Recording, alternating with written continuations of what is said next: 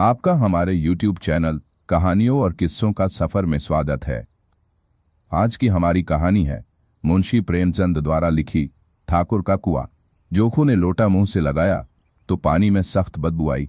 दंदी से बोला, यह कैसा पानी है? मारे बास के पिया नहीं जाता। गला सूखा जा रहा है और तू सरा पानी पिलाई देती है। दंगी प्रतिदिन शाम पानी भर लिया करती थी। कुआं दूर था, बार बार जाना मुश्किल था। कल वह पानी लाई तो उसने बू बिल्कुल न थी। आज पानी में बदबू कैसी?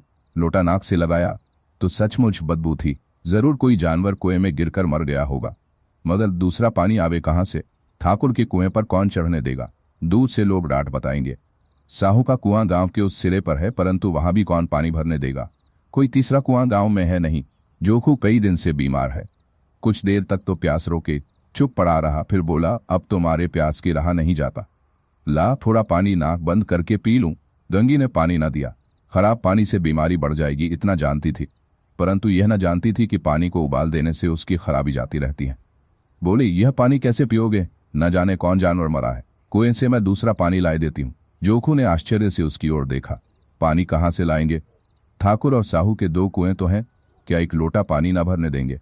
हाथ पांव तुरवा आएगी और कुछ न होगा। बैठ चुपके से, ब्रह्म देवता आशीर्वाद देंगे, ठाकुर लाठी मारेंगे, साहू जी एक के 5 लेंगे। गरीबों का दर्द कौन समझता है? हम तो मर भी जाते हैं तो कोई द्वार पर झांपने नहीं आता। कंधा देना तो बड़ी बात है, ऐसे लोग कुएं से पानी भरने देंगे? इन शब्दों में कड़वा सत्य था। दंगी क्या जवाब देती, किंतु उसने वह बदबूदार पानी पीने को न दिया। रात के 9 बजे थे। थके मांदे मजदूर तो सो चुके थे। ठाकुर के दरवाजे पर 10-5 बेफिक्रे जमा थे। मैदानी बहादुरी का तो अब न जमाना रहा है, न मौका। कानूनी बहादुरी की बातें हो रही थीं। कितनी होशियारी से ठाकुर ने थानेदार को एक खास मुकदमे में रिश्वत दी और साफ निकल गए। कितनी अक्लमंदी से एक मार्के के मुकदमे की नकल ले आए। नाजिर और मोहतमिम सभी कहते थे नकल नहीं मिल सकती। कोई 50 मांगता, कोई 100। यहां बेपैसे कौड़ी नकल उड़ा दी। काम करने ढंग चाहिए। इसी समय दंगी कुएं से पानी लेने पहुंची। कुप्पी की धुंधली रोशनी कुएं पर आ रही थी। दंगी जेदत की आड़ में बैठी मौके का इंतजार करने लगी। इस कुएं का पानी सारा गांव पीता है, किसी के लिए रोका नहीं। सिर्फ ये बदनसीब नहीं भर सकते। दंगी का विद्रोही दिल रिवाजी पाबंदियों और मजबूरियों पर चोटें करने लगा। हम क्यों नीच हैं और ये लोग क्यों ऊंच हैं? इसलिए कि ये लोग गले में तागा डाल लेते हैं। यहाँ तो जितने हैं एक से एक छंटे हैं। चोरी ये करें, जाल फरेब ये करें, झूठे मुकदमे ये करें। अभी इस ठाकुर ने तो उस दिन बेचारे गड़ड़िए की भेड़ चुरा ली थी और बाद में मारकर खा गया। इन्हीं पंडित के घर में तो 12 मास जुआ होता है। यही साहू जी तो घी में तेल मिलाकर बेचते हैं, काम करा लेते हैं, मजूरी देते नानी मरती है। किस किस बात में हमसे ऊंचे हैं? हम गली गली चिल्लाते नहीं कि हम ऊंचे हैं, हम ऊंचे हैं। कभी गांव में आ जाती हूं तो रस भरी आंख से देखने लगते हैं, जैसे सबकी छाती पर सांप रोकने लगता है। परंतु घमंड यह है कि हम ऊंचे हैं। कुएं पर किसी के आने की आहट हुई। दंगी की छाती धक धक करने लगी। कहीं देख लें तो गजब हो जाए, एक लात भी तो नीचे ना पड़े। उसने घड़ा और रस्सी उठा ली और झुककर चलती हुई एक वृक्ष के अंधेरे साये में जा खड़ी हुई। कब इन लोगों को किसी पर दया आती है? बेचारे महबूब को इतना मारा कि महीनों लहू थूकता रहा। इसीलिए तो कि उसने बेदार नदी थी, इस पर ये लोग ऊंचे बनते हैं। कुएं पर स्त्रियां पानी भरने आई थी।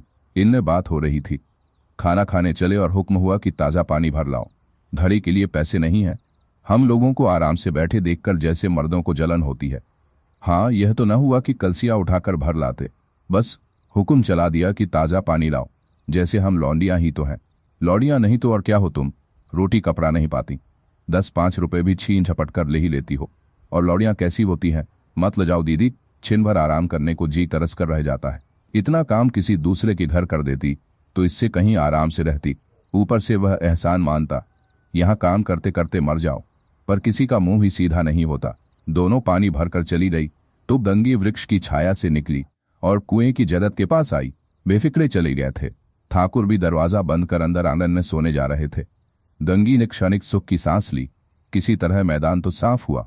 अमृत चुरा लाने के लिए जो राजकुमार किसी जमाने में गया था, वह भी शायद इतनी सावधानी के साथ और समझ बूझ कर न लिया हो। दंगी दबे पांव कुएं की जगत पर चढ़ी। विजय का ऐसा अनुभव उसे पहले कभी न हुआ था। उसने रस्सी का फंदा घड़े में डाला, दाएं बाएं चौकन्नी दृष्टि से देखा, जैसे कोई सिपाही रात को शत्रु के किले में सुराख कर रहा हो। अगर इस समय वह पकड़ ली गई तो फिर उसके लिए माफी या रियायत की रत्ती भर उम्मीद नहीं। अंत में देवताओं को याद करके उसने कलेजा मजबूत किया और घड़ा कुएं में डाल दिया। घड़े ने पानी में गोता लगाया, बहुत ही आहिस्ता, जरा भी आवाज न हुई।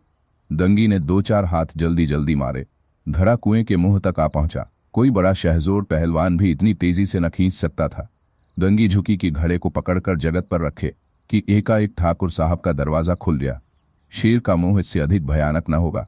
दंगी के हाथ से रस्सी छूट गई। रस्सी के साथ घड़ा धड़ाम से पानी में गिरा और कई क्षण तक पानी में हिलकोरे की आवाजें सुनाई देती रहीं। ठाकुर, कौन है, कौन है? पुकारते हुए कुएं की तरफ आ रहे थे और दंगी जगत से कूदकर भागी जा रही थी। घर पहुंचकर देखा कि जोखू लोटा मुंह से लगाए वही मैला गंदा पानी पी रहा है। धन्यवाद। ऐसी ही और कहानियां सुनने के लिए हमारे चैनल को सब्सक्राइब करें।